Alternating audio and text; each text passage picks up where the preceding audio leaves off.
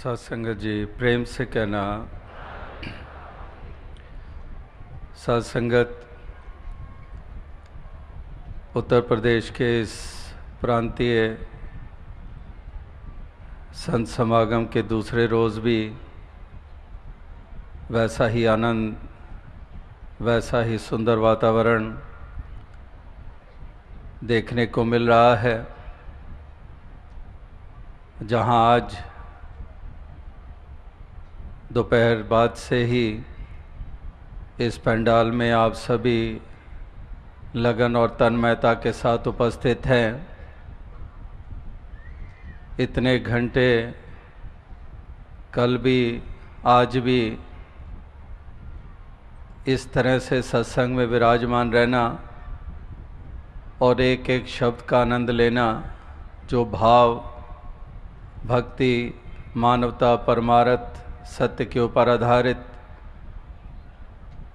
पूर्वी या हिंदी भाषा में, सिंधी भाषा, अंग्रेज़ी भाषा में, उत्तराखंड उत्तरांचल की कुमाऊनी या गढ़वाली भाषा में, नेपाली भाषा में, गुजराती राजस्थानी भाषा, ये सब आज और कल आपने ये सत्संग में श्रवण की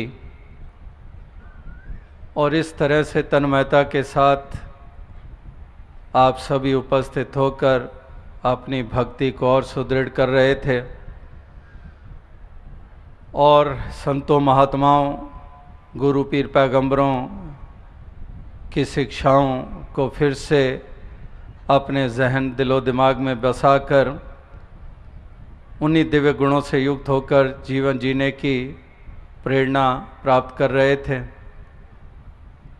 और यही भक्तों, महापुरुषों के भाव सदैव से, युगों युगों से रहे हैं, जो जीवन की यात्रा तय करते हैं एक सत्य का आधार लेकर, जो जीवन की यात्रा तय करते हैं मानवता, इंसानियत की डगर पर चलते हुए, जिनके लिए प्रेम, विनम्रता, विशालता, सहनशीलता, सब्र, संतोख, मिठास, मधुरता, ये कैसे गुण हैं जिनको ये अहमियत देते हैं और उन्हीं गुणों से युक्त होकर इस जीवन की यात्रा को तय करने के लिए इसी मालिक से शक्ति मांगते हैं।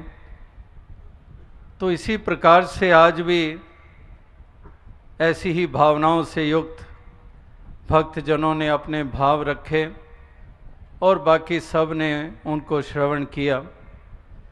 कहने वाले भी आनंद ले रहे थे और श्रवण करने वाले भी आनंद ले रहे थे। कहने और सुनने वाले इसलिए आनंद ले रहे थे क्योंकि दोनों ने एक ही आधार लिया है, दोनों के भाव एक सरीका हैं। जो अहमियत देते हैं पहलुओं को, वो कहने और सुनने वाले दोनों ही जानते कि वाकई ही यही पहलू हैं जीवन में जो महत्ता रखते हैं, वरना तो केवल इस संसार की यात्रा को हम तय कर जाते हैं लेकिन हमारे जीवन को कोई अहमियत नहीं मिलती है। इसीलिए धरती के ऊपर बोझ कह दिया जाता है, जिंदा दर गौर कह दिया जाता है कि वो जीवन जीवन कहलाने लायक ही नहीं होता जो इन दिव्य गुणों से युक्त ना होकर जो जीवन जिया जाता है। एक प्रेम नहीं है हृदय में, जैसे अंग्रेजी में अब वो कहावत दास अक्सर कहता है, if you cease to love you cease to live, loving is living. The true meaning of life is living life which is full of love, compassion, compassion for one and all.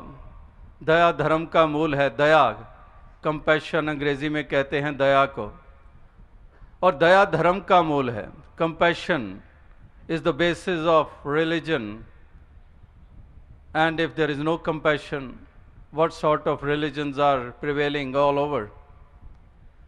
तो इस प्रकार से ये एक ऐसे दिव्य गुण हैं जिनको भक्त, महापुरुष, संतजन अहमियत देते हैं और उन्हीं गुणों को अपनाकर इस जीवन के सफ़र को तय करते आए हैं और आज कर रहे हैं।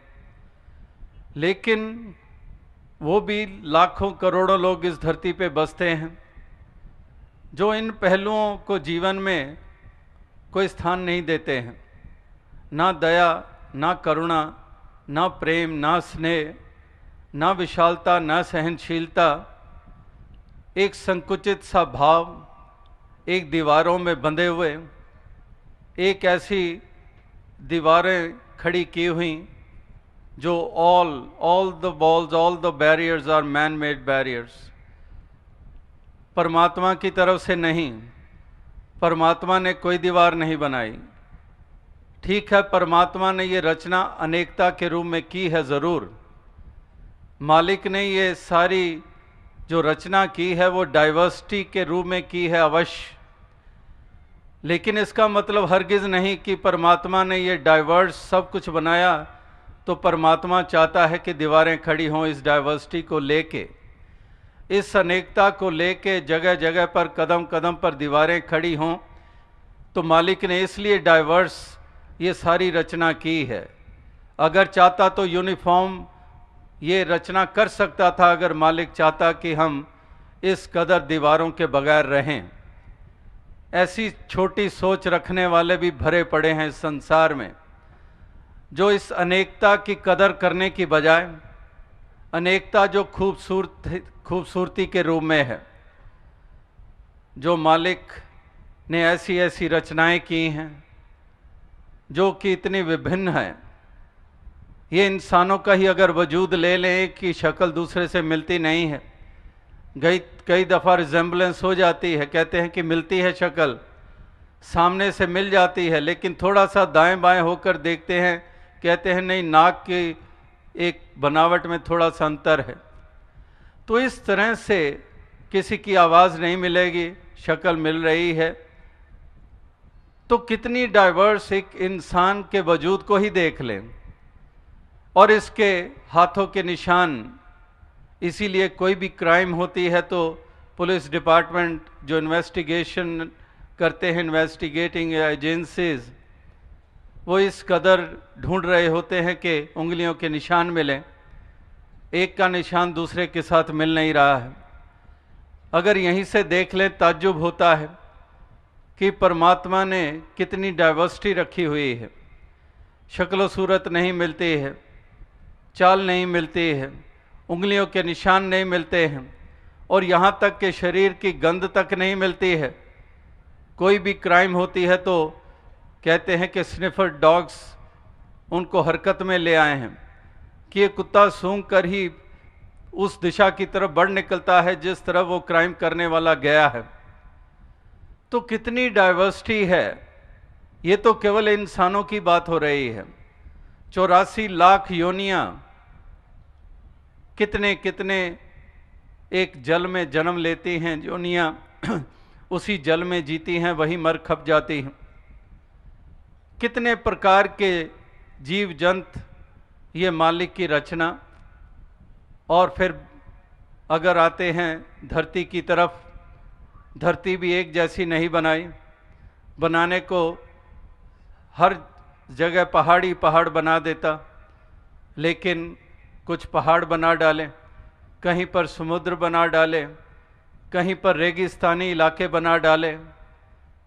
तो कितनी भिन्नताएं हैं। तो इस लिहाज से इंसान कदर करने की बजाय कि डाइवर्सिटी वाकई ही बहुत अहमियत रखती है, इसकी अपनी ही खूबसूरती है, लेकिन ये संकुचित मन, ये अंधकार में डूबे हुए मन, ये हमेशा ही इस वरदान को अभिशाप बनाते आए हैं। अपनी ही करतूतों, अपनी ही सोचों के कारण, अपनी ही खुदगर्जियों के कारण, अपनी ही अज्ञानता के कारण ये इसको अभिशाप का रूप देते आए हैं।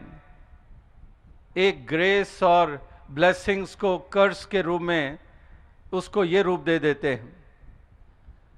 तो यही इंसान की फितरतें ये अरसे से चलती चली आ रही हैं।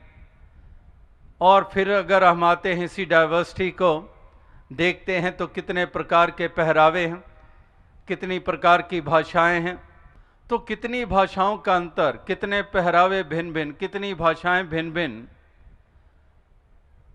तो इसी तरह से हम दुनिया संसार की तरफ देखते हैं, वहाँ पर भी कहीं स्पेनिश, कहीं लैटिन, कहीं पर फ्रेंच, कहीं डॉइच, जर्मन, इसी तरह से कितनी कितनी भाषाएं तमाम मुल्कों में हमें सुनने को मिलती हैं।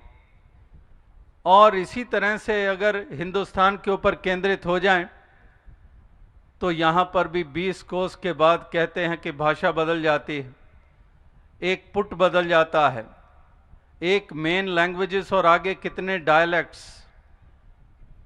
इसी हिंदुस्तान में कितनी भिन्नताएं हैं भाषाओं को लेकर। तो वाकई ही जो बात कहने का भाव है कि भिन्नताएं तो अनेकों हैं, कितने प्रकार की हैं, लेकिन ज़रूरत है एक बीच में धागे की जो भिन्न भिन्न फूलों को पिरो डाले। जो एकता की हम बात करते हैं, अनेकता में एकता, unity in diversity. Uniformity is not possible at all. और लोग ये सोचकर, धर्म वाले, मज़हब वाले, कहीं तलवारों का जोर लगाकर, कहीं फिर फोटो का सहारा लेकर, कहीं डराकर धमकाकर, जुल्म और सितम करके यही रास्ता अख्तियार करते आए हैं कि यूनिफॉर्मिटी लानी है। जैसा पहरावा हम पहनते हैं ये भी पहने, नहीं तो मौत की घाट। जिस तरफ रुक कर हम इबादत करते हैं ये भी उसी तरफ रुक कर लें। जिस दिन को हम पावन मानते हैं ये भी उसी दिन को पावन माने। जिस पैगंबर को, जिस गुरु को, पीर को हम मानते हैं ये भी उसी को माने, इत्यादि। इस प्रकार से जो भोजन हम करते हैं बाकी भी वही भोजन स्वीकार करें। तो ऐसे इंसान यूनिफॉर्मिटी लाने की कोशिशें करते आए हैं। वही बात के जो कि एक खूबसूरती थी अनेकता के रूप में, उसको अभिशाप बना डाला अपनी संकीर्णताओं और अपनी अज्ञानता के कारण, अपनी खुदगर्जियों के कारण। नहीं समझे गुरु पीर पैगंबरों के संदेशों को, नहीं समझे कि स्क्रिप्चर्स और धर्म ग्रंथों के पैगाम क्या हैं। अपने ही मायने दे डाले, क्योंकि पीछे कारण अज्ञानता और अपनी खुदगर्जियां हैं। अपनी ही उसको इंटरप्रिटेशन देकर इंसान और इंसान के दरमियान दीवारें खड़ी कर दी। तो इस तरह से एक नज़र, ऐसे नज़रिए ये इंसानों के ये लगातार कहर ढा रहे हैं। इस कदर कभी भी उन्होंने वो पॉजिटिव अप्रोच कभी बनाई नहीं है, कभी वो सकारात्मक रवैया अख्तियार नहीं किया है। हमेशा ही नकारात्मक रवैये इनके कदम कदम पर रहे हैं। कल भी दास ने इसी आगरा नगर के मशहूर ताजमहल, जो कि विश्व भर में मशहूर है, आज भी जिक्र हुआ, जो प्रेम का प्रतीक माना जाता है, जो इतिहास, जो उसका कारण इस ताजमहल के वजूद में आने का बताया जाता है। और वो शायर की बात भी दास ने दोहराई जो बचपन से हम सुनते आ रहे हैं कि सारी दुनिया को मोहब्बत की निशानी दी है। उस शहंशाह का जिक्र हुआ कि बना के हसीन ताजमहल सारी दुनिया को मोहब्बत की निशानी दी है। लेकिन अन्य स्थान पर शायर ने इस तरह से भी कह डाला कि शहंशाह ने ये ताजमहल बनाकर हम गरीबों की मोहब्बत का उड़ाया है मजाक। ये भी शायर ने कह डाला। अब जब उस शाहजहां ने, उस शख्स ने जब इस प्रकार से वो इमारत बनाने का ध्यान आया, तो क्या उसके मन में ये ध्यान था, ख्याल था कि मैं ये बनाकर गरीबों का मजाक उड़ाऊं? नहीं, उसका केवल वो प्रेम जो मन में बसा हुआ था उसी से प्रेरित हुआ और वो बना डाला। और दूसरी तरफ नकारात्मक भी एक अप्रोच, एक विजन। इसीलिए कहा गया है जैसी दृष्टि वैसी सृष्टि। जिस तरह के रंग के ऐनक हम पहन लेते हैं वही कुछ हम देखते हैं। इस प्रकार से ये हमारी भेद वाली दृष्टि है, ये हमारी नकारात्मक रवैये हैं जिन्होंने धरती को स्वर्ग नहीं बनने दिया है। मालिक ने तो धरती स्वर्ग बनाई है। इतने प्लैनेट्स हैं, इतने सोलर सिस्टम्स, इतने गैलेक्सीज, और धरती का अपने आप में एक ऐसा यूनिक स्वरूप मालिक ने बनाया। कितनी खूबसूरत ये धरती, ये प्लैनेट बनाया, कितने रंग, कितने सुंदर यहाँ पर एक धरती को रूप दिया। उस लिहाज से देखे तो वाकई ही मालिक ने तो धरती स्वर्ग बनाई है। लेकिन इंसानों की अज्ञानता और संकीर्णताओं ने कोई कसर नहीं उठाई इसको नर्क बनाने में।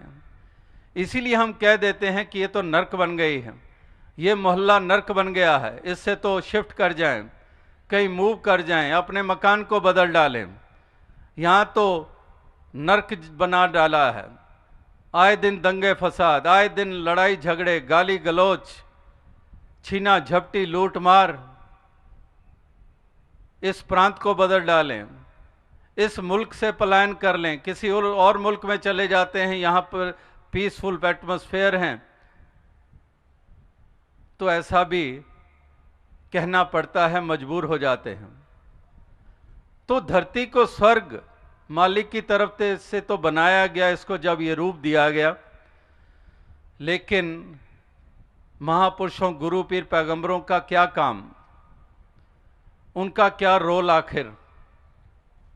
काहे को इस संसार में अवतरित होना और फिर आगे से संसार के जुल्मों से सितम भी सहने?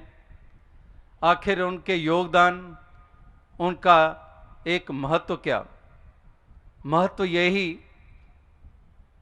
कि इंसान इस बात को समझें और ऐसी एक दृष्टि को प्राप्त करें और उसी दृष्टि से देखें, और उस दृष्टि से देखें जो भेद वाली दृष्टि नहीं है, और इस अभेदता के भाव से युक्त होकर वो इस संसार में विचरण करें, और तभी ये धरती स्वर्ग बन सकती है।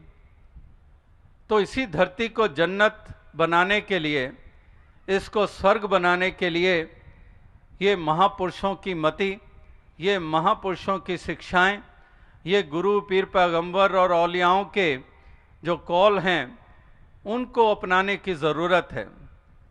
और अगर वाकई इसको अपना लिया जाए, जैसे पिछले 30 बरस से वो पंक्ति दास दोहरा रहा है, और अक्सर दास पंक्तियां दोहराता है, बार बार उसको दोहराता है, और वो एक साधारण सी पंक्ति कि हम महापुरुषों को तो मानते हैं लेकिन महापुरुषों की नहीं मानते। हम हज़रत मोहम्मद साहब को मानते हैं, की नहीं मानते। हम राम जी को मानते हैं, राम जी की नहीं मानते। हम श्री गुरु नानक देव जी को मानते हैं, उनकी नहीं मानते।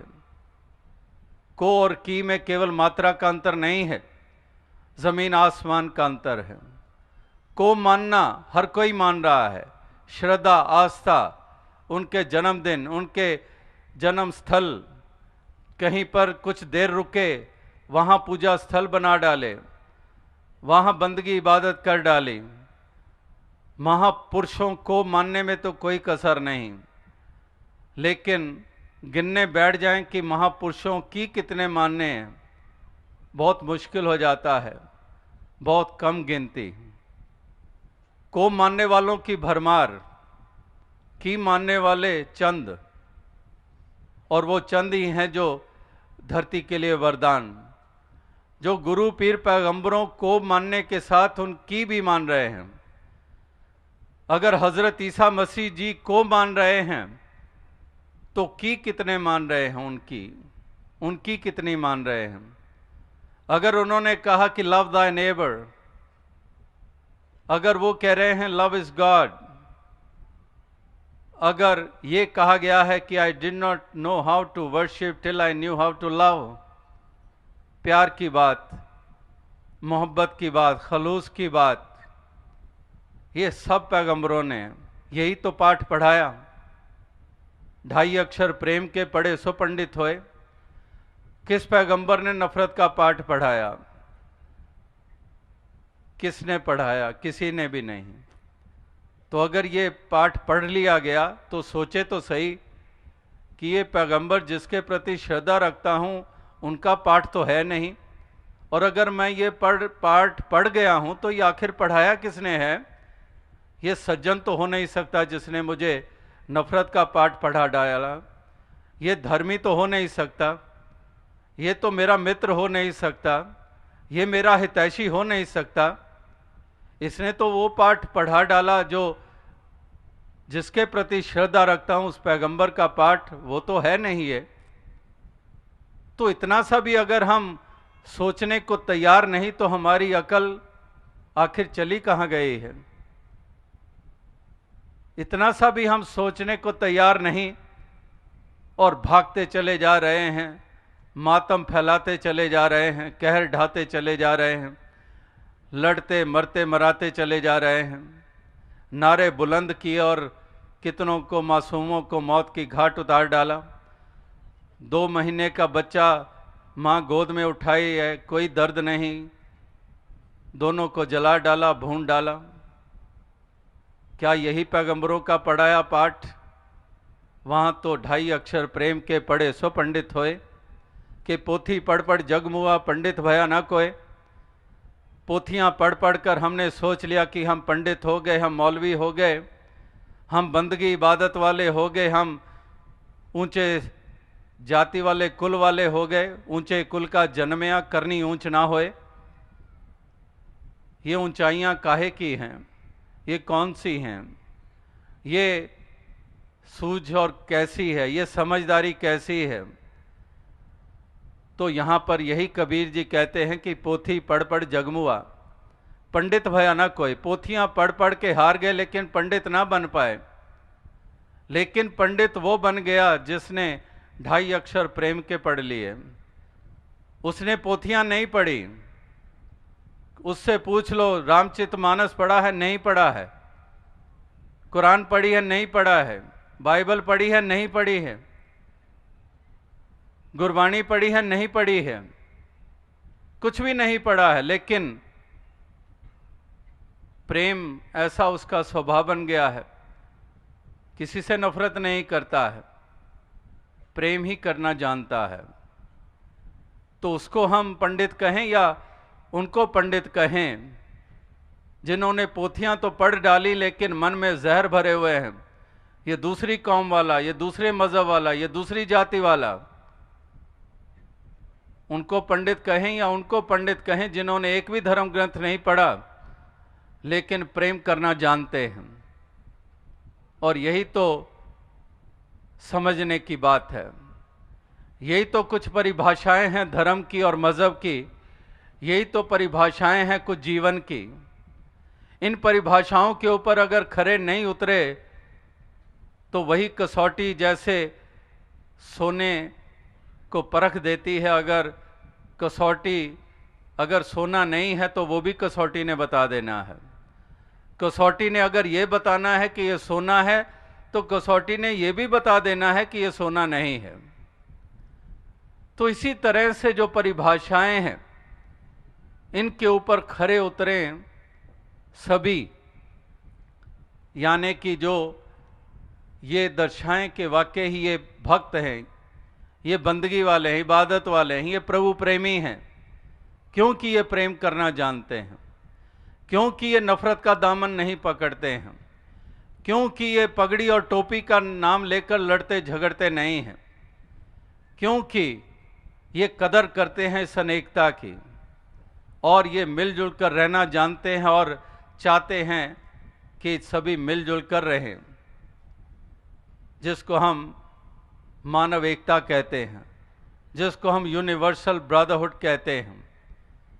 तो इस प्रकार से कहने का भाव, जो एक नारा जो मिशन की तरफ से ही दिया गया था, जो एक कुछ बरस पहले जब न्यू ईयर आया तो मिशन की तरफ से जो ग्रीटिंग कार्ड्स छापी गई उनमें एक स्लोगन दिया गया, पीस नॉट पीसेस।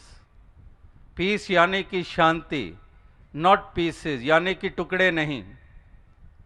तो यही नारा ये चलता आ रहा है और यही मंतव और मकसद ये हर गुरु पीर पैगंबर के सदैव से रहे हैं कि पीस, शांति, नॉट पीसेस, टुकड़े नहीं। जो टुकड़ों में हम बटे हुए हैं ये टुकड़े नहीं, एक पीस, शांति। और वो शांति संभव है जब एक कॉमन फैक्टर, एक यूनिवर्सल ट्रूथ, अल्लाह, परमात्मा, ईश्वर, गॉड, अकाल पुरख, ये जब तक इसका बोध नहीं हो जाता है तब तक ये संभव नहीं है। इसी पे आधारित आज भी आपने अनेकों महापुरुषों के वचन सुने और यहाँ आगरा की मेयर साहिबा ने भी, उन्होंने भी इन्हीं उसूलों के ऊपर आधारित अपने भाव रखे। जो मिशन के संदेश को उन्होंने भली भांति जाना समझा, जो सत्य को जाना समझा, उसी का जिक्र किया। तो वो common factor, common element, universal truth जिसको हम कहते हैं, इसीलिए इसको यूनिवर्सल ट्रूथ कहा गया है। तो इस एक धागे को अगर बीच में नहीं लाएंगे तो फिर तो बिखराव ही बिखराव है। फिर तो कभी भी हम उस अवस्था तक नहीं पहुंच पाएंगे जिस अवस्था के पहुंचने के कारण हमारा भी उद्धार हो जाए, हमारे दोनों जहान संवर जाएं और जिसके कारण हम एक साधन बन जाएं इस धरती के वातावरण को सुंदर रूप देने के लिए, इसको एक सुखद रूप देने के लिए। इस तरह से ये संतों महात्माओं की भावनाएं ये हमेशा से इसी के ऊपर आधारित रही हैं और इसी का ही प्रचार प्रसार करने वाले ही सच्चे मायने में वो हमारे परम हितैषी होते हैं, जो इस तरफ हमें अग्रसर करते हैं और जो हमारी भेद वाली दृष्टि बनाने में को और मजबूती देते हैं। यानी कि हमारी जड़ों में अमृत भरने की बजाय उन जड़ों में और विष घोल रहे हैं, और अगर पत्तों के ऊपर भी पानी देने की बजाय तेजाब डाल रहे हैं तो समझ जाएं वो हमारे हितैषी नहीं हैं। वो हरगिज़ हमारा पार उतारा नहीं करना चाहते हैं, वो हमें डुबोने के सामान हमें दे रहे हैं कि हम ये सामान जुटाते रहें और अपने अंत का, अपने पतन का हम भी कारण बन जाएं। तो इस तरह की नासमझियाँ ये इंसानों से हो रही हैं और इसीलिए महापुरुष कहते हैं कि ब्रह्म ज्ञानियों का संग कर लें, ऐसी संगति कर लें ताकि वाकई हमारा उद्धार हो जाए, हमें वो दृष्टि मिल जाए, एक रोशनी आ जाए हमारे जीवन में, एक समझ ऊंची हमें हासिल हो जाए, तो तब हमारा कल्याण हो जाएगा और लोक और परलोक ये दोनों ही संवर जाएंगे हमारे। तो वरना तो जिनके हाथों हम लग गए वो तो जो हमारा हश्र कर रहे हैं वो तो कर ही रहे हैं। प्यार का पाठ पढ़ाने के बजाय नफ़रत की भाषा हमें सिखा रहे हैं, नफ़रत ही हमें दे रहे हैं। और उनसे हम क्या समझते हैं कि बचाव होंगे, या ये धरती स्वर्ग बन जाएगी, या ये मुल्क मजबूत हो जाएगा, ऊंचाइयों को छू जाएगा। ये हरगिज़ संभव नहीं है। ये तो वही बात जो शायर का शेर वो भी कई दफ़ा दास ने दोहराया कि अहले दानिश को इसी बात की हैरानी है कि शहर कागज़ का शोलों की निगहबानी है। कि कागज़ का शहर हो और शोलों की निगहबानी हो, वो तो खुद ही जला डालेंगे, वो शोले ही जला डालेंगे कागज़ के शहर को, वो काहे की निगहबानी करेंगे, वो खुद ही आग हैं। तो अहले दानिश को, जो दानिशमंद होते हैं, जो सज्जन होते हैं, जो सूझवान होते हैं, वो ऐसी दशा को देखकर पीड़ा होती है उनके मन में कि आखिर ये धर्म और मज़हब वाले ये खुद शोले बने हुए हैं, तो ये तो खुद जलाने का काम करेंगे, ये काहे की निगहबानी करेंगे। चोर और कुत्ता मिल गए तो पहरा किसका होया।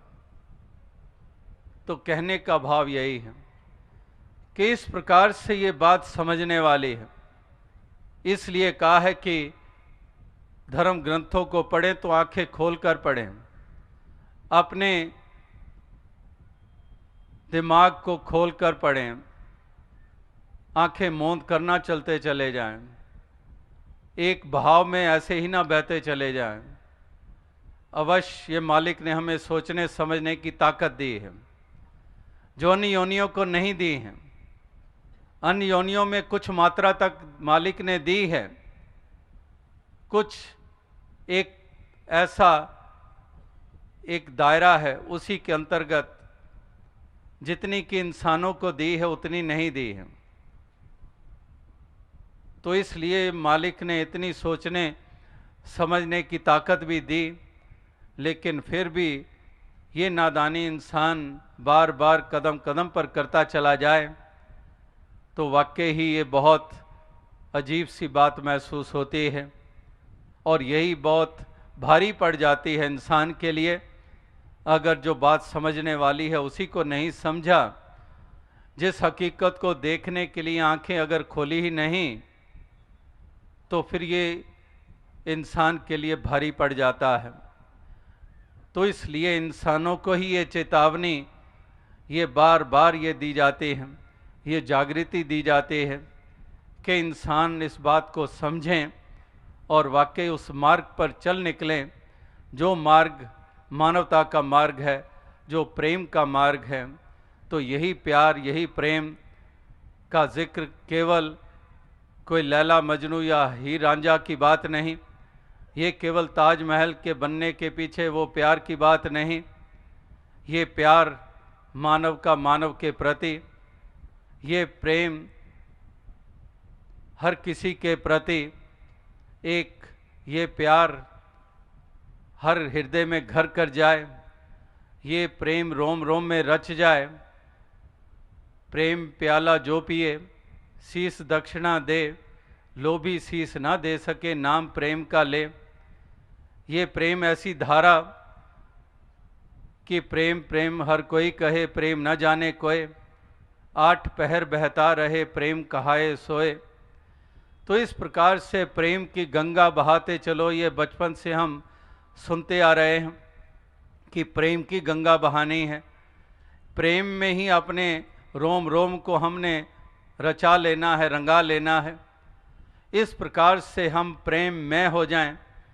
अगर मालिक की अंश हैं तो अगर ये मालिक को ही हम प्रेम में कह रहे हैं कि love is God, if we are saying love is God, means that God is full of love, God permeates love, God is the source of love, God is the entity which we by other name which mention it as love, and we being the soul from that very over soul which is love, then why don't we make our entity as such that is love? Why don't we be recognized as love? तो इस प्रकार से अगर परमात्मा प्रेम का स्वरूप है तो उसकी अंश क्यों ना प्रेम का स्वरूप बने। तो यही तो गुरु पीर पैगंबरों की देन के इंसानों के आगे से वो पर्दा हटाया ज्ञानता का, वो जो आवरण था वो हटाया, और ऊपर ऊपर से जो फजूल का था उसको एक तरफ कर दिया और उसको अपने असली वजूद में ला खड़ा कर दिया, जो कि वाकई ही प्रभु के अंश के रूप में, जो केवल डिवाइन, जैसे अंग्रेजी में वो पंक्तिदास अक्सर कहता है कि we are not human beings having divine experience, but rather we are divine beings having human experience। कि हम ये नहीं है कि हम एक इंसान हैं जो वो कुछ लोग ऐसे जो डिवाइन एक्सपीरियंस ले रहे हैं, rather we are basically divine beings, क्योंकि ये डिविनिटी, ये परमात्मा, ये ओवर सोल की अंश है, हम इसकी अंश हैं, जो डिवाइन है, इसकी अंश हम भी डिवाइन है। लेकिन ये ऊपर अज्ञानता का जो पर्दा है, ये जो आवरण है, इसने ही अंधकार कर दिया। जैसे दास वो मिसाल अक्सर देता है, ये अगर बाहर वैर वास्ते हमें देखने को मिलते हैं, ये शैतानी चालें हमें देखने को मिलती हैं, ये तो इस तरह से हैं जैसे एक कोई बल्ब हो, उसमें लाइट हो, उसमें पावर पहुंच रही हो, लेकिन उसी बल्ब के ऊपर हम काले रंग का कपड़ा लपेट दें। अब काले रंग का कपड़ा लपेट दिया तो बाहर क्या? अंधकार ही अंधकार। इसी मिसाल को, साधारण सी मिसाल है, इसी उदाहरण को ले लें कि वाकई हम अंश आत्मा के रूप में परमात्मा की अंश हैं, which is divine, and we part of being this divine over soul, we the souls are also divine. But this ignorance, the cloth, the black cloth of ignorance, of selfishness, that is wrapped all around. Although we are being divine, but that divinity is not being reflected by our actions, by our behaviors. So that's what has to be done. इस आवरण को हटाने की ज़रूरत है, इस पर्दे को हटाने की ज़रूरत है, और वो जो मूल रूप में जो हमारी जो अस्तित्व है असली, उसको सामने लाने की ज़रूरत है। और जिन संतों महात्माओं का हम जिक्र करते हैं, वो वही हैं जो अपने असली रूप में स्थित हो गए थे। वो चाहे कबीर जी, चाहे बुल्ले शाह जी, चाहे वो शबरी, चाहे वो हनुमान जी, चाहे वो कोई भी ऐसे रूप हों, वो वही हैं जो अपने असली रूप में स्थित हो गए थे। वही हैं जिन्होंने इस प्रकार से महक की महक चारों तरफ बिखेरी, और आज तक वो महक कायम है। तो आज जीने वालों को भी यही बात समझनी है, इसी बात को पकड़ना है। ये तमाम प्रकार की हील हुज्जतों को एक तरफ करना है, ये तमाम प्रकार की दलीलों को एक तरफ करना है। कल भी दास ने जिक्र किया कि कितने कितने हील हुज्जत करने वाले वो करते आए हैं। गौतम बुद्धा जी के सामने हील हुज्जत करने वाले, तमाम पैगंबरों के सामने हील हुज्जत करने वाले ये रहे हैं, और उसी हील हुज्जत और उसी अहम के कारण उनके हिस्से में क्या आया है? फरिश्ते तक भी ये भूल कर बैठे। जब खुदा ने जब ये इंसान का वजूद बनाया, तो ये खाक का पुतला बनाया, और जब फरिश्तों को कहा कि ये मैंने स्वरूप बनाया, इसको सिजदा करो, सब फरिश्तों ने हुक्म बजा लाए वो। लेकिन एक फरिश्ता ऐसा भी था जो ये कहने लगा कि इसको आपने खाक से बनाया और मुझे आतिश से बनाया, और मैं क्यों नतमस्तक हूँ, मैं क्यों सिजदा करूँ? तो वो भी भूल कर बैठा, और उसका नतीजा कि गया इबलीस मारा। एक सिजदे के ना करने से हज़ारों बरस सिजदे में सर मारा तो क्या मारा? हज़ारों बरस अगर फरिश्ता खुदा के आगे नतमस्तक होता रहा, लेकिन खुदा ने जिसके आगे नतमस्तक होने के लिए कहा, उसके आगे नतमस्तक ना हुआ, तो वो हज़ारों बरस बेकार चले गए। तो ये हील हुज्जतें ये पैगंबरों के साथ, और यहाँ फरिश्ते खुदा के साथ भी कर सकते हैं। ये कितनी बड़ी भूल है। ये बार बार महापुरुष अनेकों ढंगों से ये समझाते हैं। तो इस प्रकार से ये दलीलें और ये हुज्जतें ये इंसान को ये भी कारण बन जाते हैं। इंसान पिछड़ जाता है, इंसान रह जाता है। तो कोई ना रह जाए, सबका पार उतारा हो जाए, यही महापुरुष संत जन ये सदैव से ये जतन करते आए हैं, ये प्रयास करते आए हैं ताकि हर इंसान इस बात को समझ जाए और ये उभर जाए उस अवस्था से जो अवस्था एक डुबोने का कारण बनती है। ये उस अवस्था में आ जाए जो कि एक पार उतरने की वाली अवस्था है, जो यहाँ पर भी बड़ाई मिले और दरगाह में भी मोक्ष द्वार प्राप्त हो जाए। तो ये एक संतों महात्माओं के एक मंतव्य रहे हैं, ये मकसद रहे हैं। और ये उत्तर प्रदेश का प्रांतीय संत समागम जो कि यहाँ आगरा में जिसका आयोजन हुआ है, जो कि उत्तर प्रदेश और उत्तराखंड का एक मिला जुला रूप, जैसे कि अभी 2 दिनों के बाद समस्तीपुर में जो समागम वो भी बिहार और झारखंड का मिला जुला रूप, तो इसी तरह से ये भी इसी मकसद के साथ ये समागम का आयोजन इस आगरा नगर में हुआ है। और इस समागम का सुंदर रूप बना जिसमें अनेकों प्रकार की सहयोग मिले, जो प्रशासन का भी जिक्र हुआ और भी शहर के अनेकों सज्जनों ने जो शुद्ध भावनाओं के साथ युक्त होकर योगदान दिए। और इसी प्रकार से आप सभी भी लाखों की संख्या में यहाँ पर उपस्थित हुए और एक सुंदर रूप स्थान को दिया।